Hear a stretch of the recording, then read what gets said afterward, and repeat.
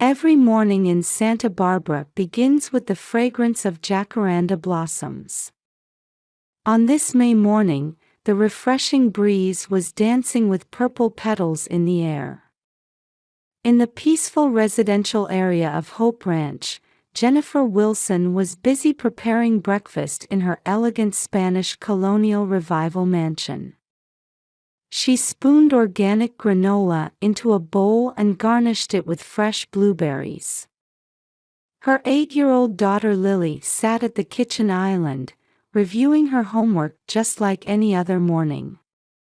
Jenny, wearing a cashmere cardigan from Theory, watched over her daughter while switching on the coffee maker. "Lily, how was your math test yesterday?"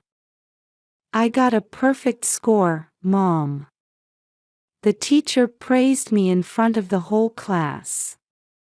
Jenny gently stroked her daughter's head. It had been 3 years since she lost her husband. 3 years since their last service at Trinity Episcopal Church. Balancing her real estate investment company with raising a child wasn't easy, but Lily's smile was her greatest source of strength. They never missed Sunday church and actively participated in charity work. Those around her praised her as an exceptional mother. After completing her morning routine and seeing Lily off, Jenny arranged the monthly wire transfer to her parents. Since her father Robert's company went bankrupt, she had become the guarantor for her parents' mortgage, essentially bearing the financial burden. It was a 1970s ranch-style house, the home where her parents had lived for over 30 years. Jenny faithfully continued her monthly support to ensure they wouldn't lose it. She was also paying the tuition for her niece Emily at Laguna Blanca School, a private institution. Her sister Patty's construction worker husband's salary couldn't possibly cover such expenses. Still, Patty kept making various demands for the child's future. On the surface, they appeared to be a harmonious family. Sunday dinners were filled with lively conversation around their mother's home cooking. However, Jenny had been feeling increasingly uneasy lately. Her sister Patty's Facebook was constantly updated with photos of luxury brand bags and overseas trips. It was an extravagant lifestyle that couldn't possibly be supported by her part-time nail salon income. Despite receiving help from both parents and sister, discontent always lingered in Patty's eyes. Margaret, their mother, spoiled her younger daughter Patty excessively. Dressed in expensive dresses from Chico's, she enjoyed lunches with neighborhood friends and always took her youngest's side.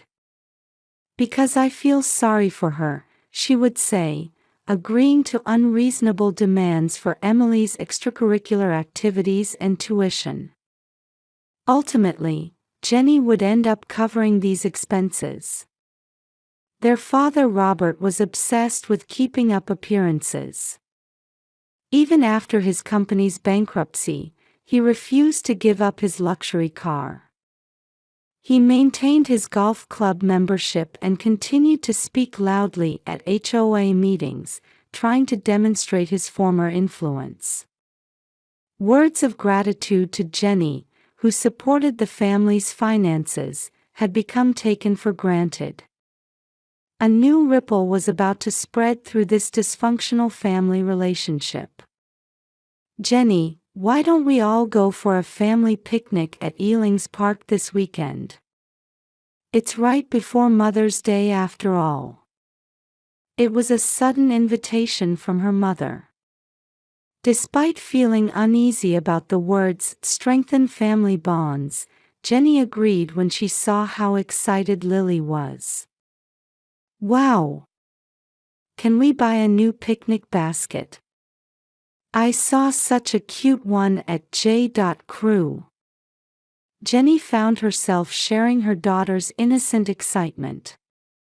Watching Lily choose a new picnic basket and try on her favorite clothes brought a smile to her face. The following Saturday, Robert's brand new BMW glided into the Ealings Park parking lot. Margaret in the passenger seat wore a pale blue dress from Talbot's, with makeup more carefully applied than usual. In the back seat, Emily was absorbed in her new iPad. "Lily, hurry up and get in." There was a hint of urgency in Margaret's voice. Lily carefully climbed into the back seat, clutching her new hat. Her pink sundress from J. Crew Cuts was a favorite she had chosen with her mother Jenny. She flashed a bright smile at her grandmother in the front seat. "Grandma, look at this picnic basket. Mom bought it for me."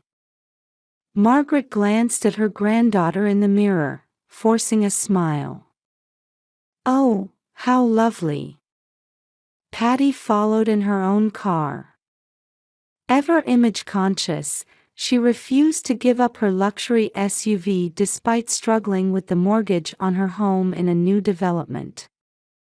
The early summer sunlight gently embraced the streets of Santa Barbara. It was perfect picnic weather. However, beneath this perfect sunlight, a cruel plan was about to unfold.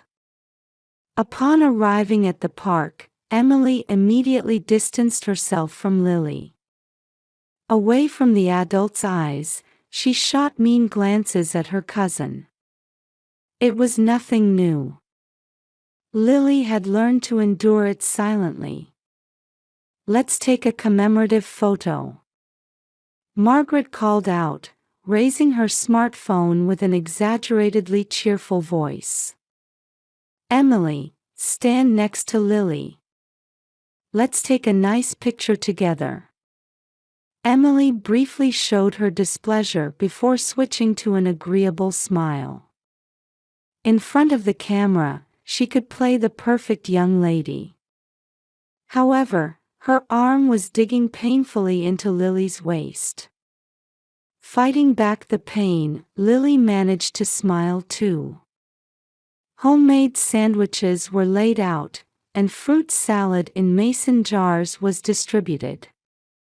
The adults engaged in trivial conversation, but there was a strange tension in the air. Particularly between Patty and Margaret, their exchanged glances seemed to hide some dark scheme. Around 2 p.m., Lily went to the restroom alone. "Be careful," Margaret's voice followed her. There was something unnatural about its tone. When Lily returned from the restroom, she found an empty lawn where their picnic had been. Everything was gone, their belongings, the new picnic basket, everything. It was as if the pleasant picnic from moments ago had been just an illusion. "Grandma? Grandpa?" No response. "Emily?" Only silence enveloped her. Though panicked, Lily desperately searched the area.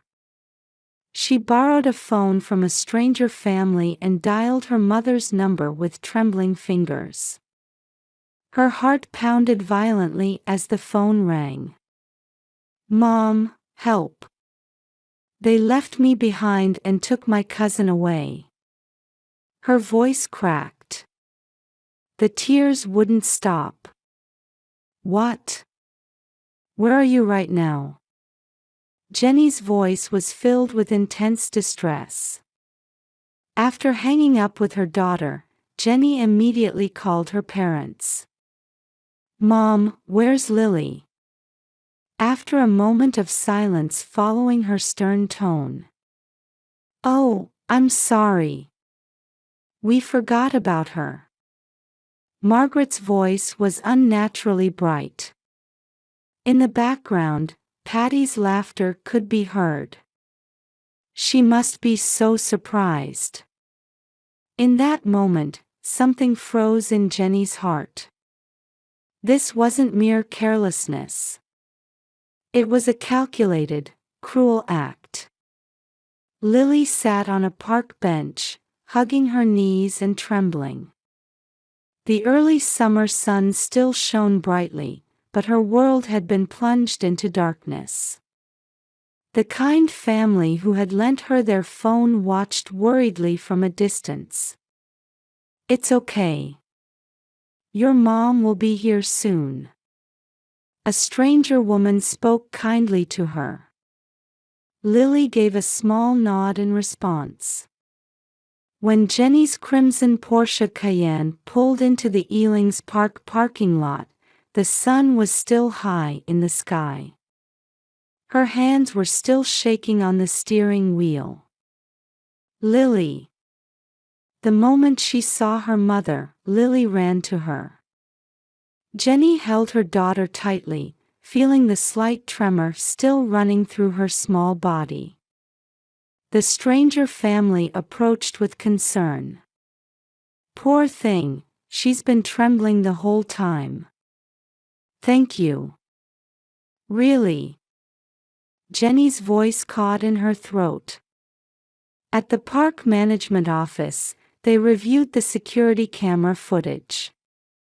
The images were cruelly clear, her parents and Patty's family hastily packing up their things, getting into their cars while laughing. It had all been planned. "This is clearly child abuse," the park ranger stated with a stern expression. "Should we contact the police?" Jenny thought for a moment, then shook her head. "No, I'll handle this as a family matter." Back home, Lily took out her iPad. "Mom, look." It had recorded the conversation just before she was abandoned. "Let's quickly pack up while she's in the restroom." "Yes, let's all leave together. We're leaving her behind." "How fun." It was Patty's voice. A week later, relatives gathered at Jenny's mansion in Hope Ranch.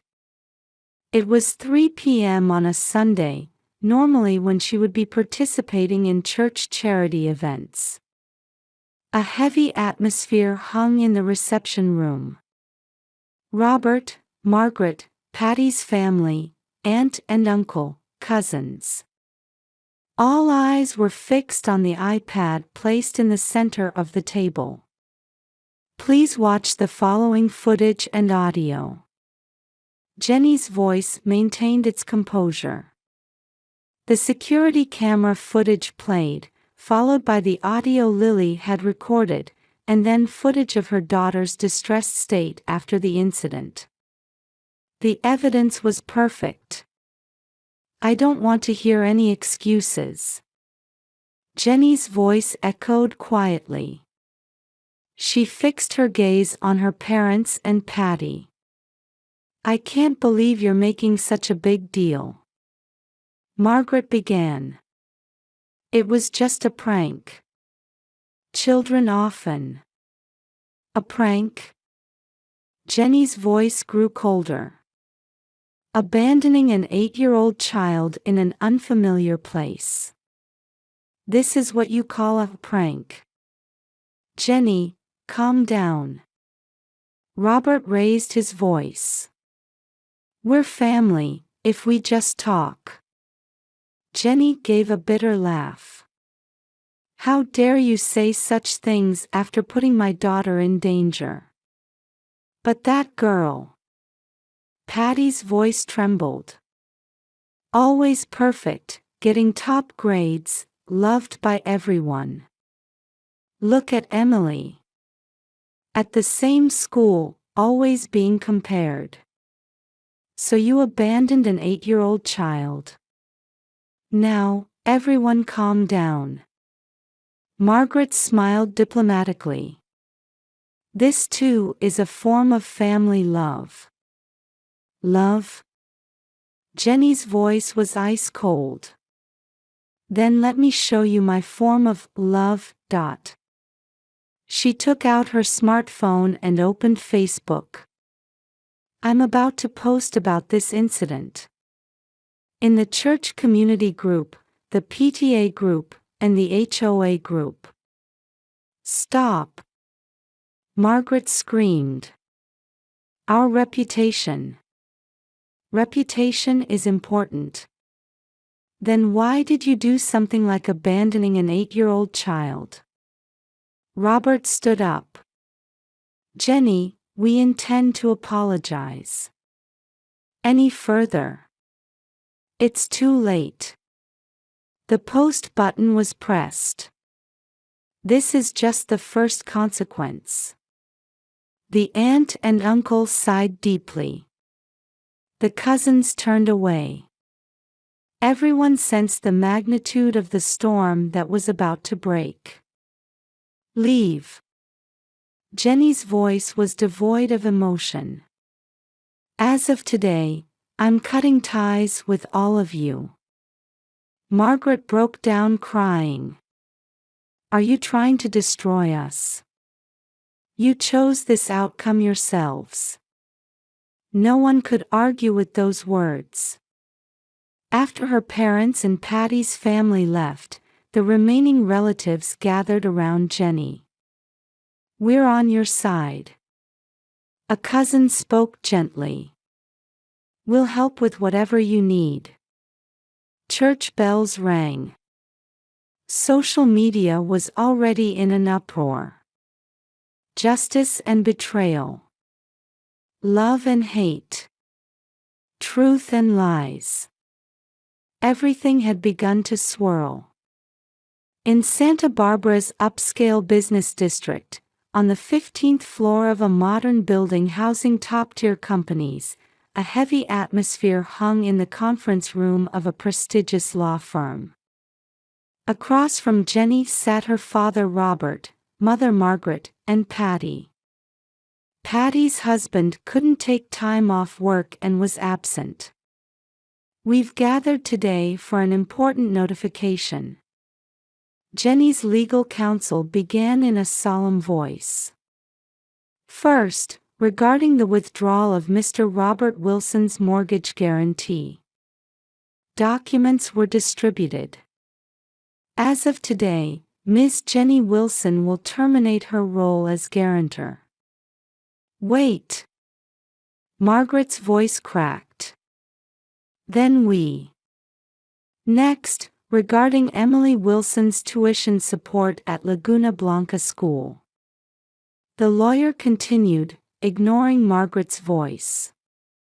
All support will cease after this semester. How could you be so cruel? Patty shouted. Are you trying to ruin Emily's future? Jenny silently took out the final document. Additionally, all monthly living support will end as of today.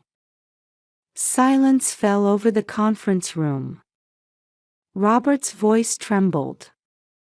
Why do you need to go this far? A cold light entered Jenny's eyes. Why did you need to go that far? Outside the window, jacaranda flowers swayed in the wind. The purple blossoms fell silently, as if watching over the family's collapse. Would you tell me the truth? Jenny's voice was quiet but filled with determination. Why such a cruel act? Patty suddenly broke down crying. I suggested it. The truth she revealed was uglier than imagined. Patty had always envied her sister's success.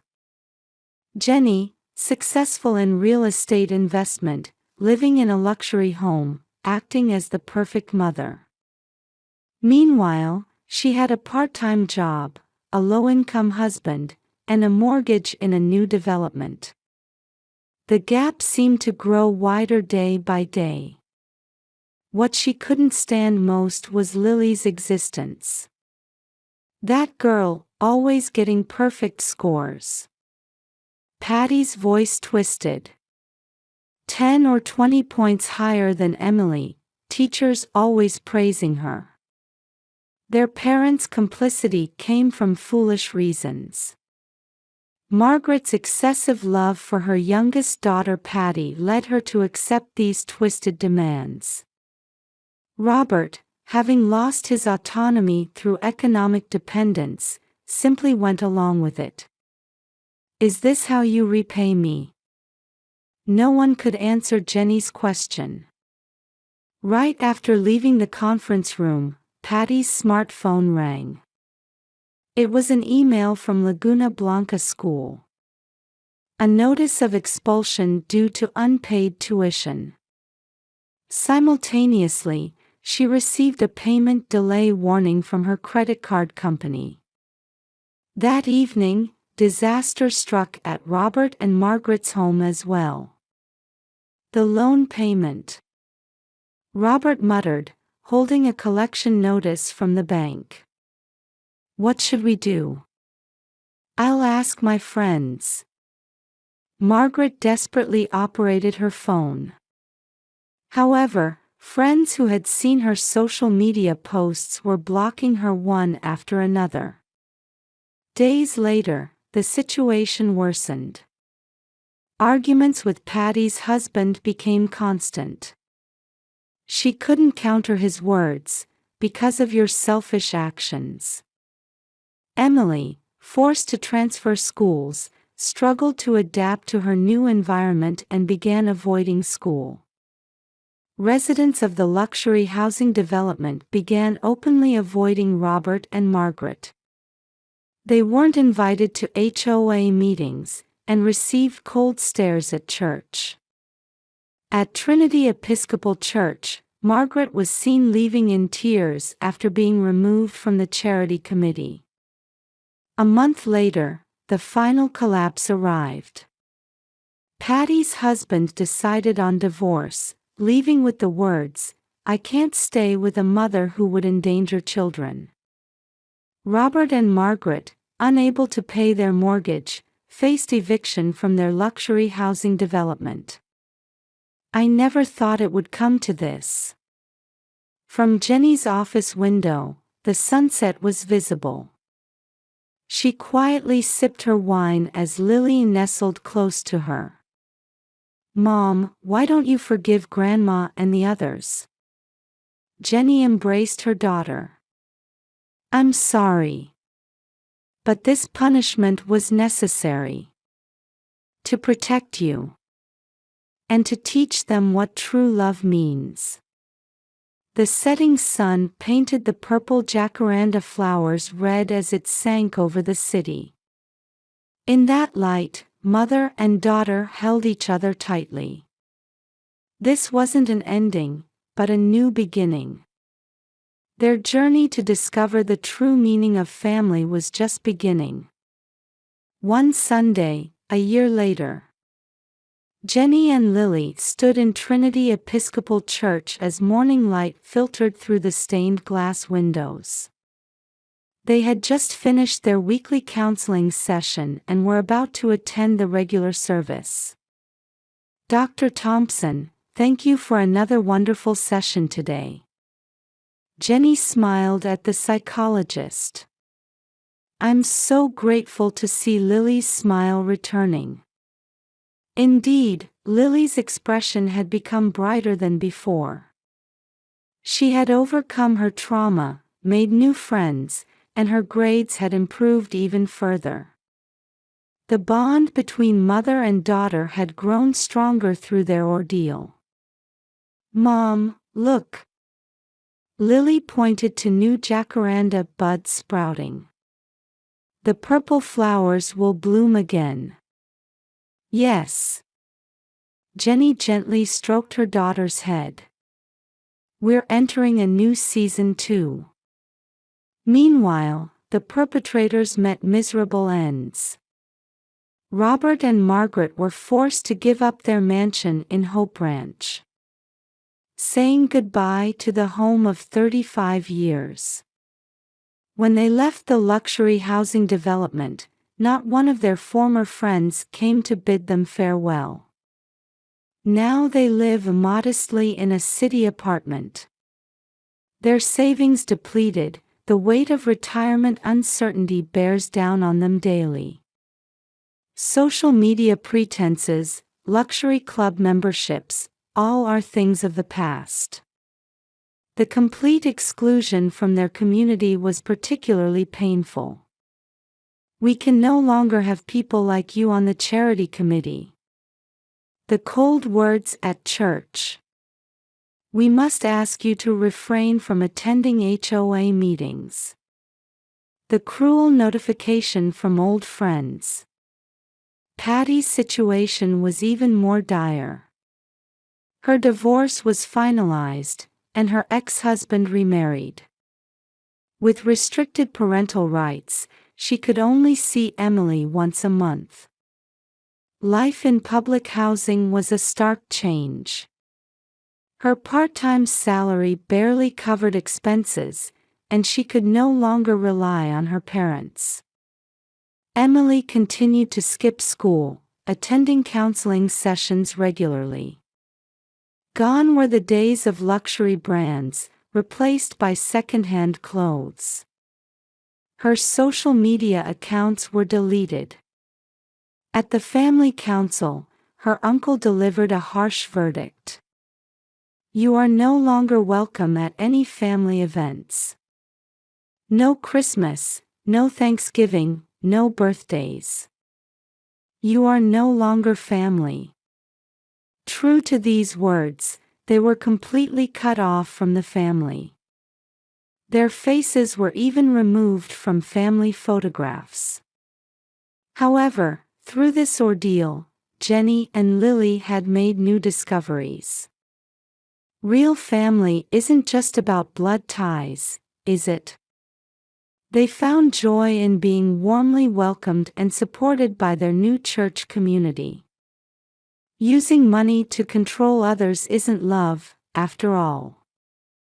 Jenny reflected on the past when she had used financial support as a weapon to maintain twisted power relationships.